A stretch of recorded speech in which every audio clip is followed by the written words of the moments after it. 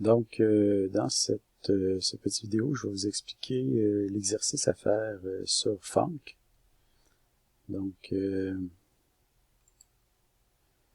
l'idée, c'est de se familiariser avec les lambdas et les types fonctionnels. Donc, d'abord la mise en place, ensuite l'invocation des fonctions, ensuite construire des fonctions, remise. Mise en place. L'idée, c'est de construire une nouvelle bibliothèque de classe avec les... Ici, vous avez comment faire. OK. Avec un projet .NET Core, vous ajoutez l'éditeur config, vous protégez contre les références nulles, donc toute la poutine habituelle, et vous mettez ça dans Git. Après ça, on est prêt à commencer à invoquer des fonctions. Donc, vous allez vous créer une nouvelle classe invocation, dans laquelle vous allez coder les one-liners que vous avez ici. Les one-liners. En fait, ces one-liners-là, ce qu'ils vont faire, c'est permettre d'invoquer la fonction qui est passée en argument avec les paramètres indiqués au besoin. Donc ici, par exemple, on demande d'invoquer la fonction pfunc. Et en réalité, il faut juste comprendre c'est quoi qu'il faut faire. C'est pas compliqué là, ce que vous avez à faire là-dedans. C'est vraiment, en fait, c'est ridiculement simple, mais il faut comprendre c'est quoi qu'on veut. Okay? Donc, invoquer une fonction, c'est quoi? Ben, c'est la fonction est stockée dans la variable le paramètre pfunc. Donc, si vous voulez l'invoquer, vous allez faire pfunc, parenthèse ouvrante, parenthèse fermante, point virgule. Ça va appeler la fonction. OK? Même chose ici, vous allez invoquer une fonction qui prend un entier en argument puis qui retourne un argument. Puis vous avez ici l'entier que vous devez passer à la fonction pour l'invoquer. OK? Vous retournez le résultat ici, vous retournez le résultat ici. Donc ici, comment vous allez faire pour invoquer fonction avec l'argument? Ben, ça va être la fonction, ouvrez la parenthèse, l'argument, fermez la parenthèse, point virgule, un return avant ça, ou vu que c'est des one-liners, ben c'est égal, plus grand. OK? Invoquer 2, vous allez invoquer une fonction qui prend un entier qui retourne un entier avec deux arguments, arg1, arg2. Je pense que vous avez compris le principe. Après ça, invoquer 3, vous allez invoquer une fonction qui prend un string, un quart qui retourne un entier, avec une string, un quart en argument. Finalement, vous allez invoquer une fonction qui retourne une fonction qui retourne un entier. Okay? Évidemment, dans ce cas-là, ça va être une double invocation parce que vous devez retourner un entier. Donc, vous allez prendre votre fonction, vous allez l'invoquer une première fois, ça va retourner une fonction, vous allez l'invoquer une deuxième fois. Okay? Je vous laisse réfléchir à ça. Ensuite de ça, vous allez coder 3 méthodes qui nous permettent de valider dans quelle mesure un prédicat s'applique à 3 arguments distincts. Donc, chacune de ces méthodes-là reçoit un prédicat en argument. Un prédicat qui s'appliquant à des caractères, puis qui retourne un booléen. Prédicat, caractère booléen, caractère booléen. Alors, on reçoit 3 caractères. 1, 2, 3, 1, 2, 3, 1, 2, 3. Donc, ici, cette fonction-là va retourner vrai seulement si le prédicat est vrai pour P1, P2, P3. Cette deuxième méthode-là va nous retourner vrai si le prédicat est vrai pour au moins un des arguments P1, P2, P3. Et finalement, la troisième va nous retourner vrai si le prédicat est vrai pour un seul de P1, P2, P3. Okay? Vous allez rajouter les tests S1, S1S fournis et vous allez valider que ça fonctionne. Ensuite, vous validez et poussez avec Git.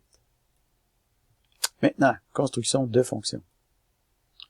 Donc, vous allez définir une nouvelle classe construction dans laquelle vous allez coder les 3 méthodes que vous avez ici.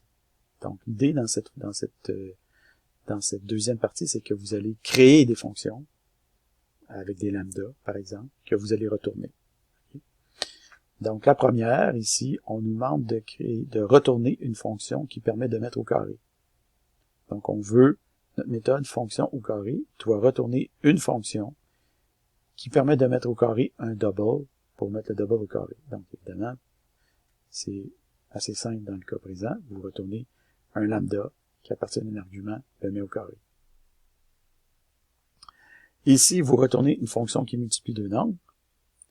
Puis ici, vous retournez un prédicat qui indique si la string passée en argument est nulle ou pas. Ensuite, vous allez coder, bon ça ici, je crois que c'était des one-liners, je ne sais pas si on disait, oui, on disait des one-liners. Ensuite, vous allez coder les trois variantes d'une même méthode suivante. Okay. Donc, c'est pas des one-liners dans ce cas-là. Donc, c'est trois fonctions qui calculent la longueur d'une string, mais qui fonctionnent différemment.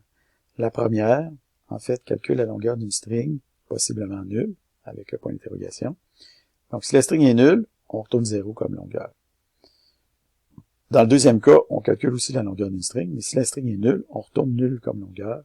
Et finalement, dans le troisième cas, on calcule aussi la longueur d'une string, mais si la string est nulle, on retourne un argument null exception. Okay. Mais il faut retourner une fonction qui fait ça. Et non pas coder une fonction qui fait ça, il faut retourner une fonction qui fait ça. C'est une fonction qui retourne une fonction. Okay.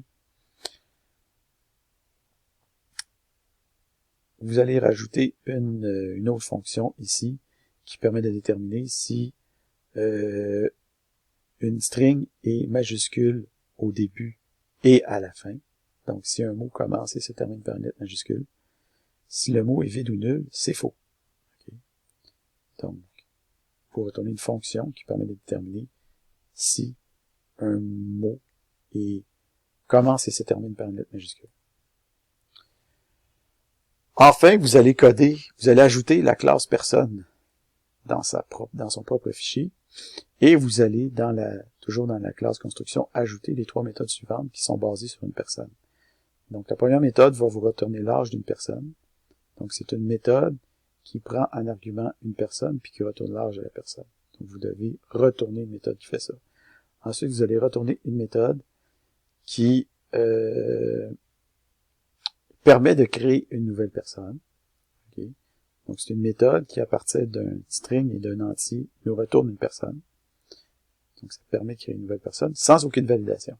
Et ici, vous faites la même chose, mais cette fois-là, on valide les arguments.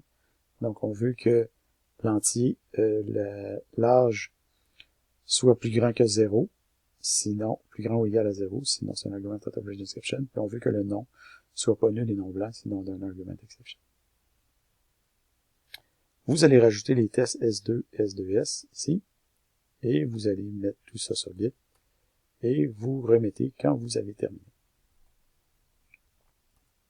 En utilisant le barème que vous avez ici, et en vous auto-évaluant, vous remettez le tout sur les A, comme à l'habitude.